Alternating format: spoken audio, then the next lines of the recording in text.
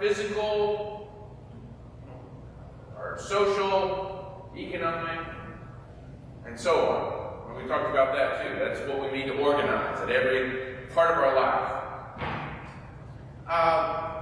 And it may be surprising, he said that Jesus' vision of a kingdom is actually earthly. Because it's about heaven coming down. It's about God's will being done on earth as it is in heaven. That's how we define the kingdom. We looked at human kingdoms which don't live up to this vision. And so Egypt, for example. Egypt is a human kingdom where slavery is the dominant economic system. Where violence is what the king uses to try to keep people in check. Where the king himself and the pharaoh is proud. He thinks he's a god. And we said these are the marks of human kingdoms. They exploit people in their labor economically, and the earth, we could throw the earth in. They use force politically, violence, and then spiritually they're arrogant. They put themselves in the place of the Creator. Now, God called His people out of those systems. And the Exodus story is the perfect example of that. I mean, God literally calls the people out of that way of life. It's not just delivering them from slavery. Slavery is bad. But it's delivering them from the whole system which says slavery is the only way. And we looked at that in the last couple of weeks. What I want to see is what Israel was called to. And here's the question I'll start off with. If we're talking about salvation, is salvation something that happens in a moment or something that happens over a lifetime? Is it an event or is it a process? What do you think? Process. I got it. Process, event, and both. Which is good, because it helps us talk about this. So, let me see. Let's start with these two positions. Which one did you say, Kevin? Tell me why you think it's an event.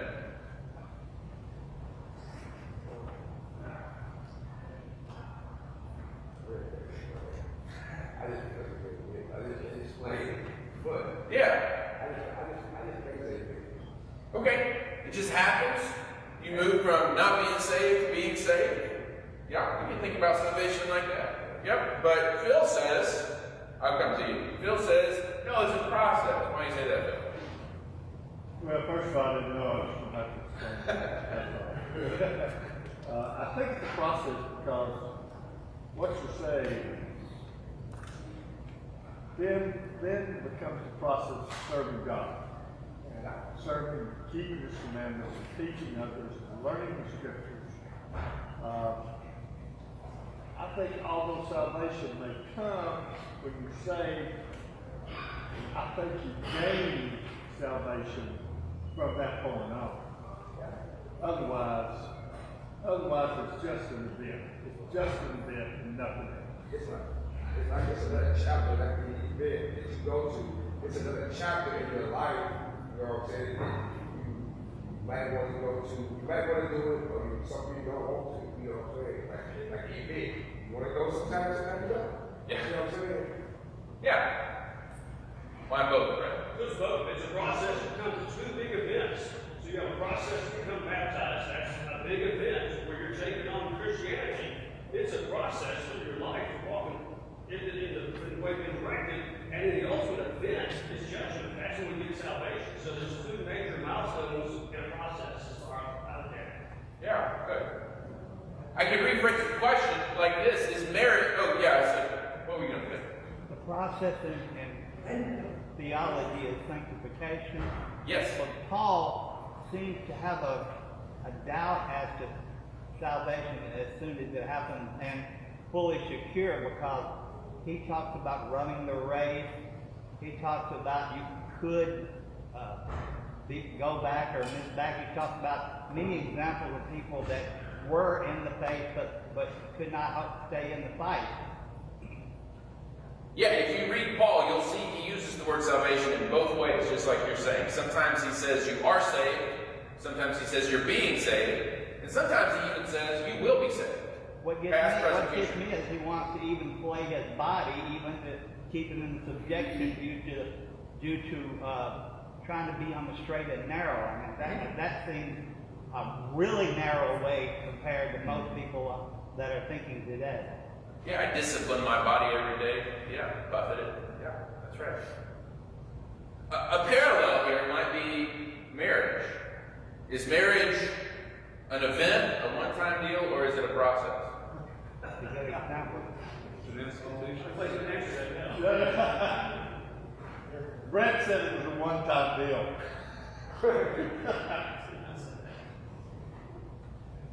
Well, there is a moment where you move from not being married to being married. When you put the ring on the finger and you say, I do, you move from one thing to another, like Kevin said, a new chapter.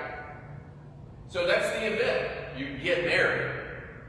But if you just stop there, you're not going to have much of a marriage, right? Amen.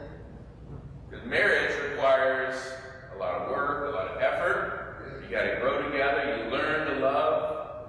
And that's a lifetime project. So, like marriage, salvation, which is connected to this idea of kingdom, is both something that happens in a moment and something that happens over a lifetime. And the Exodus story helps us see that. Are the people of God saved as soon as they cross the Jordan River and get out of slavery in Egypt? No. Well, are they saved from slavery? The safe from slavery. I mean, in a sense, they moved out of the bad situation and into a good situation. But their mind is still in slavery. But their mind is still in slavery. So that crossing the river is an event. That's what we call the Exodus. And it moves them from slavery to freedom. Right? So that's the event. That's the absolute moment. But most of the rest of the Old Testament is concerned with the process. And you said it very well. How do we get our minds out of slavery? And I'll tell you, your mind doesn't move like that. Just like your heart doesn't move like that. Marriage takes a lifetime to learn to love. So let's think about that process, man. And I think this is helpful because the Bible shows us that this isn't magical. Like we don't, again, just a switch flips. But we have to work, and God will work on us and in us to become what He wants us to do.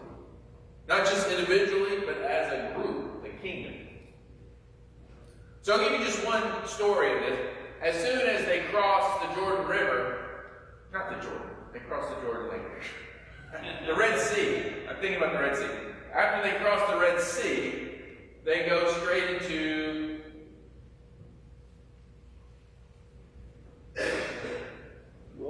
the wilderness, the desert. And you can think of this time in the desert as a school. Because it's a place where they're learning to think different. And I'll give you just one story. There's multiple stories we can look at of things that happened in the wilderness. And we'll come back to that at some point. But I'll give you just one to illustrate it. And that's how they got their food. There's not a lot of food in the desert. And so God says, don't worry, I will take care of you. Now, if you remember, the basic problem for humans is faith, trust. And we talked about how going back to Adam and Eve, we want to take things into our own hands. We want to take the fruit. We want to be in charge and in control. And that translates to the way we organize our politics and our kingdoms, where we're in charge, where we're calling the shots. But the Abraham story shifts us to seeing a person who doesn't take, but who waits on God to give. God says, I will give you a great thing. I will provide for you. I will take care of you, and then you will be a blessing to the nations. So the kingdom of God is the place of faith. It's a place of trust, where we're relying on God to care for us, and where we're learning to rely on each other. Because that's how God comes to us, is through our neighbors, through each other. So there's a story in this Exodus period, which is talked about in the book of Exodus wilderness, and that's the story of the manna. Anybody remember the story of the manna in the wilderness? This is from Exodus 16. When it dropped the people, They dropped. from the sky. And what is it they dropped? It's a white manna. It's like a food. It's food, yeah. Food came from the sky. Flour. People. It's something like flour, something like some kind of carb. Yeah, something. Sweet. It had a sweet honey, like honey, sweet taste. Yeah. We don't know what it was. They didn't know what it was. The word manna literally means, what is it? Yeah. All they knew is it tasted okay and it kept them from being hungry. Right. It's full. But there was a lot of regulations around the manna. Okay, so God gave them the manna. It did come down from heaven. They don't have to work for it. They don't have to earn it. It's just God's going to feed them in the wilderness. But what are the regulations around it? You can only gather so much for that day. You can only gather enough for the day, and if you gathered more than enough, it would go bad. You get maggots, rot. The only exception is the Sabbath day, where you got twice as much. But you only got what you needed. So talk to me about what principle you think God is trying to teach the people, giving them just enough food for the day. What do you mean?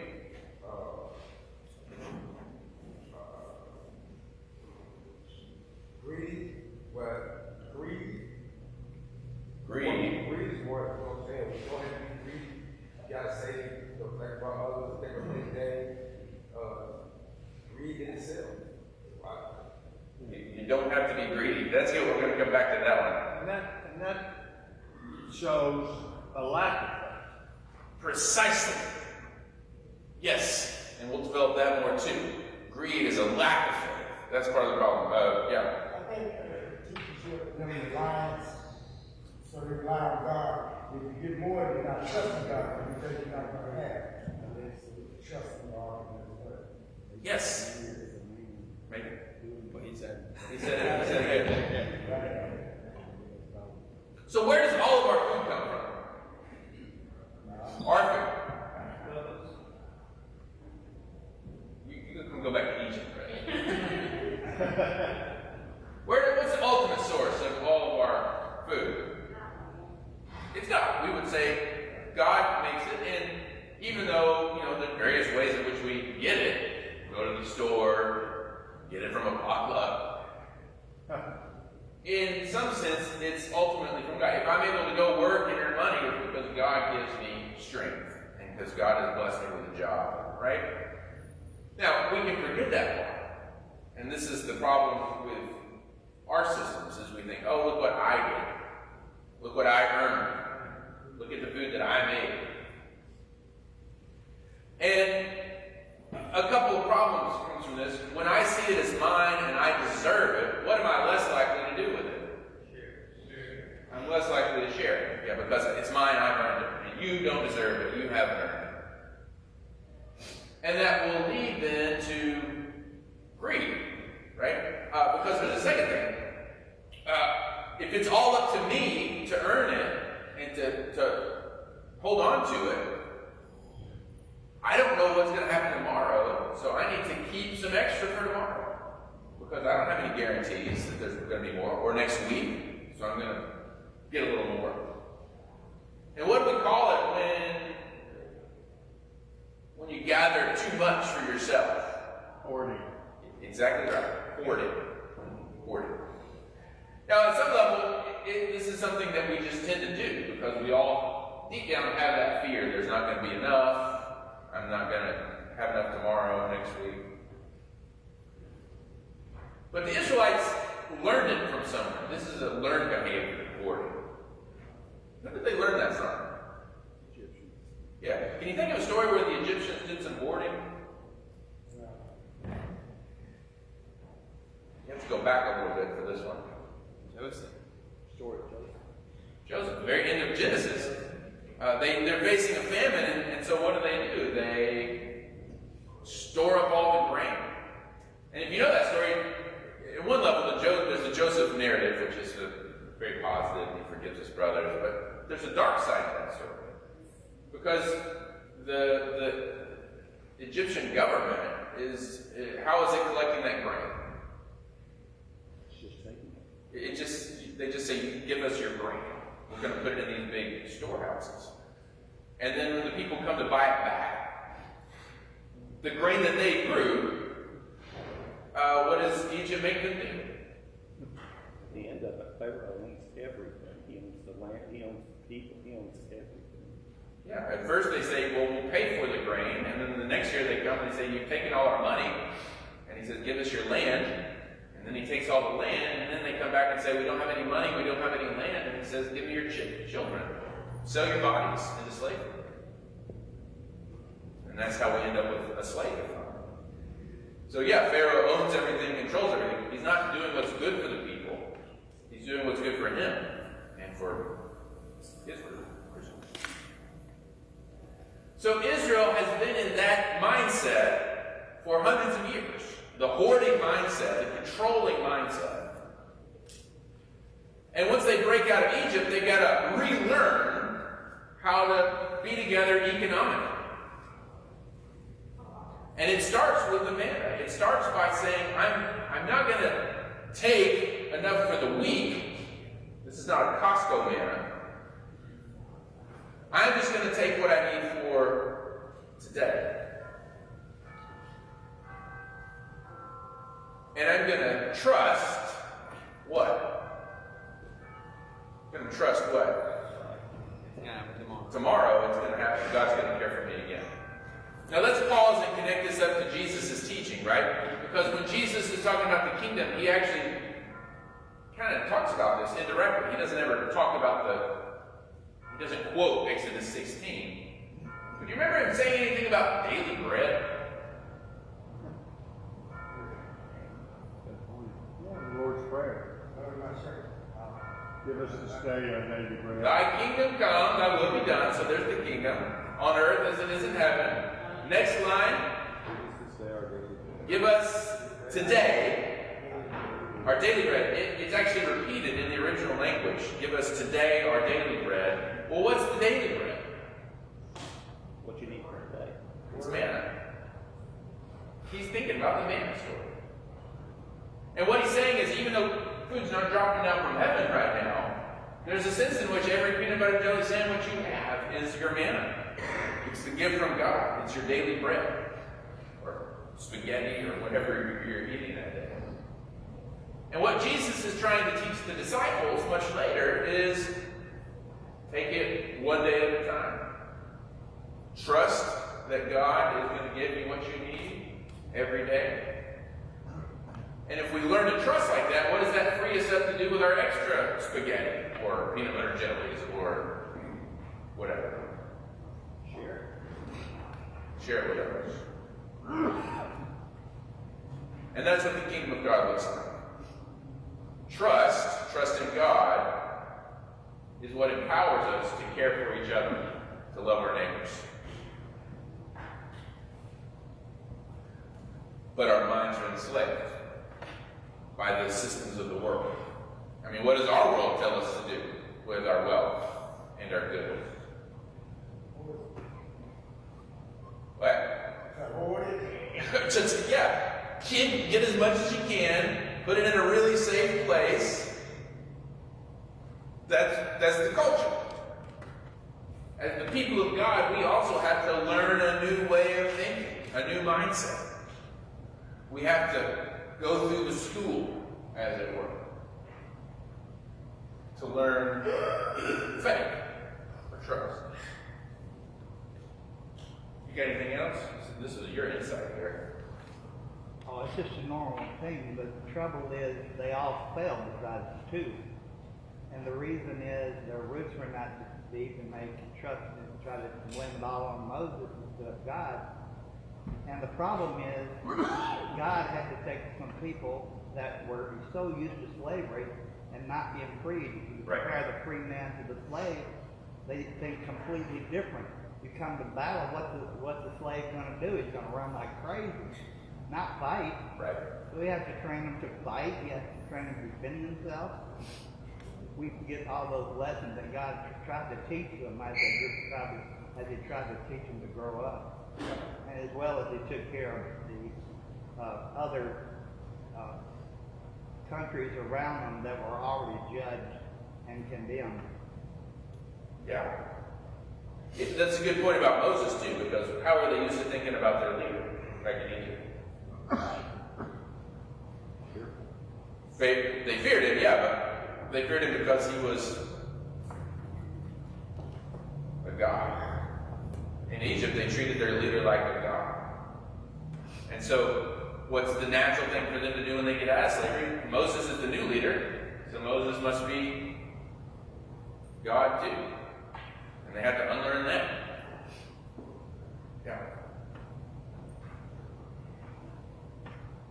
Any other thoughts about the wilderness school? I mean, we can talk about the water, like there's various things in which they're having to stop and learn to trust.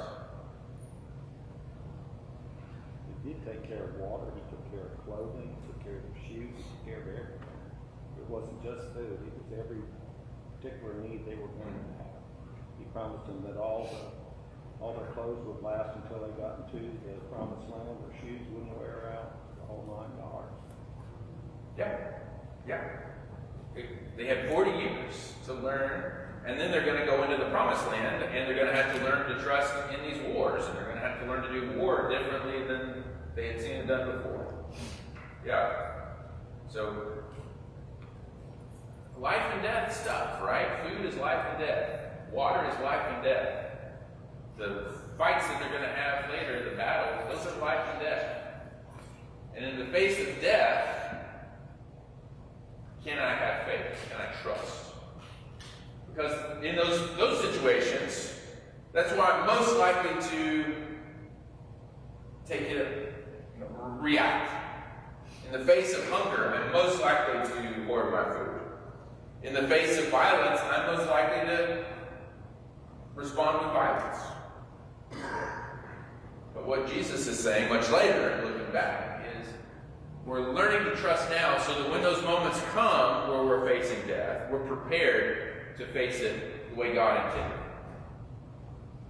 God forbid we get that hungry. But if we do, we learn to trust and prepare. Yeah? I'm kind of thinking, still in the Sermon on the Mount, a little bit later, Jesus talks about, don't be anxious about your life, what you will eat or what you will drink, nor about your body, what you will put on. Is life not more than food, more than clothing? And he talks about the birds and the flowers, and he's saying, are you not more valuable to God than them? And he provides for them, he's going to provide for you. I think it's also interesting, he says food and clothing, and that's what he has he gave the Israelites in the wilderness, but they're still in the wilderness. So Yeah. I think through the whole Sermon on the Mount, he has this story in mind. Yeah. And this is a good example because, again, it shows us that process. This is something that doesn't happen overnight. It's going to take, how many days are there in a year? 365. Multiply that by 40. I can't do that fast, but that's, 3,600 times 4. Close to 12,000 days. We'll say 10,000 just to round it up.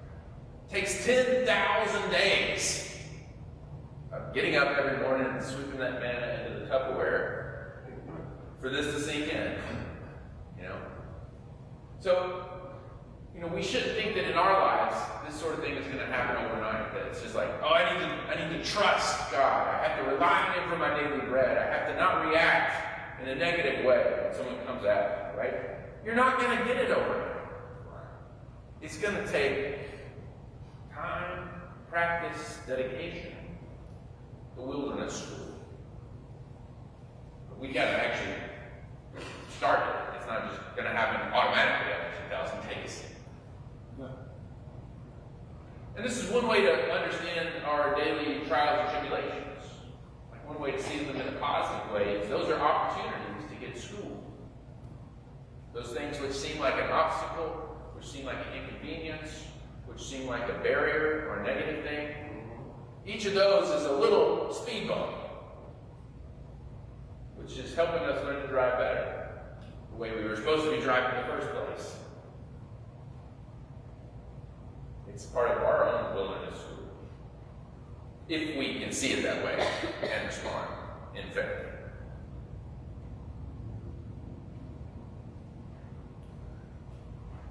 All right.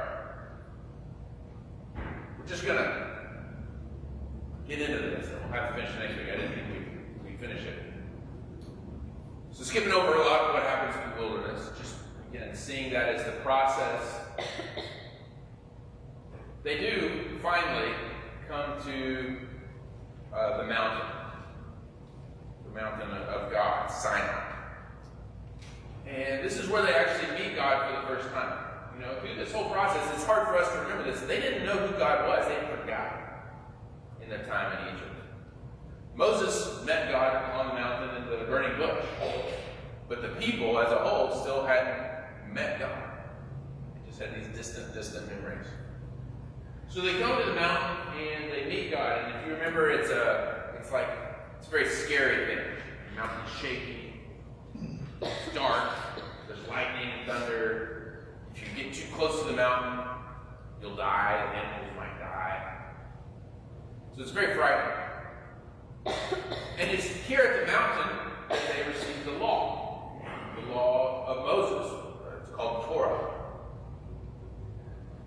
Now, just like with this manna thing, God gives them a rule: just collect enough for the day. But as we've been talking about, that rule has a purpose, doesn't it? What's the purpose of the manna regulations?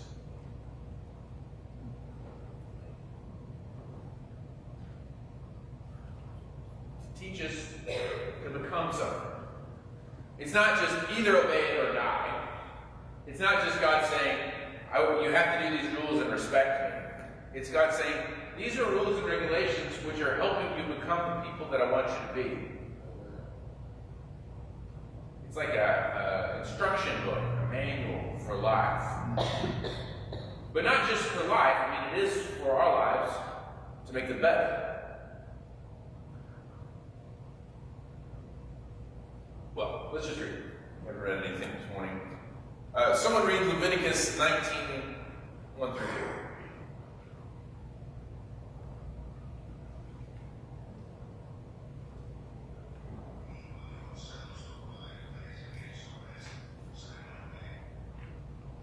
Leviticus 19, 1 through 2. And the Lord spoke to Moses, saying, Speak to all the congregation of the people of Israel, and say to them, You shall be holy, for I am the Lord your God, I am holy. So what's the purpose of all these rules and regulations in Torah? What's it making us? Holy. Holy. Holy like God. The purpose of these laws and rules and regulations is to give us life, abundant life, but it's also to make us holy. And the reason we want to be holy is so that we can approach that mountain. Because who's on that mountain? Yeah. We want to become the kind of people who can be with God, in the presence of God. And the word for that in the Old Testament is holiness. Holiness. Now, part of that comes through the way we behave, how we act with each other. And if you read the rest of Leviticus 19, there's all these laws, and some of them are weird. Think about food and clothes. And some of them are like, love your neighbor as yourself. Like they're kind of the most basic ethical principle. The golden rule. So one way that Israel is learning to become like God is by following these ethical principles. Learning how to treat each other, learning how to treat their animals, learning how to treat the land, learning how to build houses that are safe, and so on. Not all of those connect to our lives.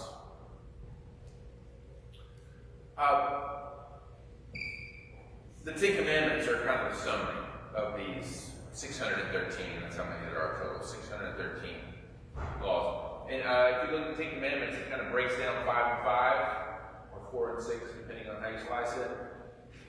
The first 5 are how we relate to God. Don't use his name in vain. No grating images. The second are how we relate to each other. Don't steal, don't kill, don't covet. So we get love God, love neighbor, right? Which is the whole of the law. Love God, love neighbor. And at some level, those are the same thing. What's holiness? Holiness is loving God, loving neighbor. What's holiness is what sets us apart from the nations, from the kingdoms like Egypt. It's faith is another word that we could throw in there, right? We're learning to trust, and these kingdoms trust themselves instead of trusting in God. So we're learning to be like God through the commandments and through the way we act. And we talked a lot about that one. So I want to mention one thing we don't talk that much about, which is the ordering our lives. Because again, this is a process in time and space. And God actually gives us instructions for how to order our time and space so that we can become holy. And we'll start with something in the 10 Commandments. Sometimes it's been called the hinge of the commandments. It's what moves us from one table to the next. Remember the Sabbath day. Yeah, so forth. And keep it holy. Where do we get that word holy there? What's the Sabbath day? It's Saturday. It comes around once a week. And what does it mean to keep it holy? It's a day of rest. And so you're not supposed to work, but it's also the Lord's day as well. So it's you're kind of resting, but you're also acknowledging Him as well. And I'm resting because in a sense, resting or not working is what reminds me every week about what? Creation. God made everything, and do I have to work every single day of the week to eat? Once a week, I'm going to stop and remember this doesn't all depend on me. But I can go one whole day without working, and God's still going to feed me and clothe me and take care of me. Amen. So there's that wilderness school where the whole people go through it. But then he says, I want you to do this for the rest of your lives. Every week, I want you to pause. Once a week. I don't know how many days that adds up to in a lifetime, but it may not be that much different from 10,000. I want you to pause every week and stop working. You're not slaves anymore. And I want you to remember God created everything. And God created enough of everything to feed everybody and to take care of everybody. So stop and remember where it all comes from and who's in charge. Go ahead. And that the land rest also doesn't mean. Yeah, right. There's the Sabbath 7 years. And this connects up to the Jubilee, which we talked about several weeks ago, which is basically all society resets.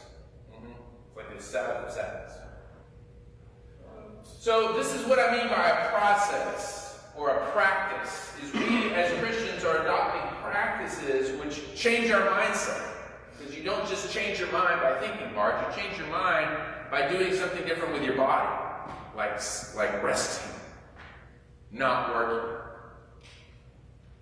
And when my body's in a different place, my mind also goes into a different place. When I'm not working, I'm thinking differently. When I'm worshiping, I'm thinking differently than when I'm doing other activities. So, Sabbath is a temporal discipline. It's a discipline of time where God is saying, I want you to reorder your week, your time, around me, the source of life, the creator, the sustainer, the savior. And you guys are here today because you've already ordered your life around Sunday worship, right? It's an example of that, where you take time, where you're not working. I don't think anybody's working here. And come to worship and remember, we're going to fellowship and eat. A potluck that we didn't pay for. We're just here to enjoy other people's labor. And it's a time to remember that it's all a potluck. It all comes from God. And it's a gift. Now the other way, because we have time to talk about this, for Israel, it wasn't just ordering their time, it was also are we done? I was. You can overcome payment. I had. We're gonna stop, and we'll pick up next time. We're really glad that you're here today. I'm sorry, we're 5 minutes over, and we'll be back in 10 minutes for our worship time. So thanks. Yeah.